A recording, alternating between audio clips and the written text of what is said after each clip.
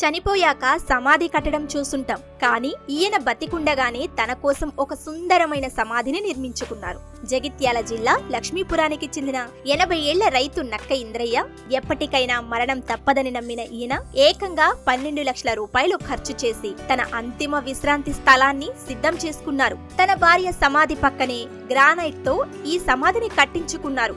రోజూ అక్కడికి వెళ్లి మొక్కలకు నీళ్లు పోస్తూ తన భార్య జ్ఞాపకాలను నెమరవేసుకుంటూ గడపటం ఈయన దినచర్య.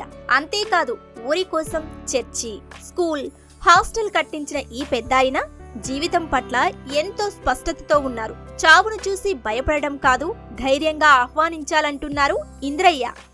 20 ఎకరాలలో మళ్ళీ ఇండ్లు కట్టిన, 4-5 ఇండ్లు కట్టిన, స్కూల్ కట్టిన, చర్చ్ కట్టిన, మళ్ళీ నా సమాధి నేనే కట్టుకున్నా. ఎంత సంతోషం ఇది! నా సమాధి వరకే నాకు సంతోషం. అంటే చాలామందికి బాధ వస్తుంది కావచ్చు, సమాధిలోకి ఎల్లుడు అవుతుంది అంటే అదే ముందు ముఖ్యమైనది అదే. అంటే లోకం మీద మనం ఉన్నంతకాలం ఏమీ లేదు, మనకు ఏమి లేదు. అసలు మనం తిన్న అన్నం మధ్యాహ్నం వరకు ఒక గంట సేపు కూడా అరుగుతుందో లేదో మనకు.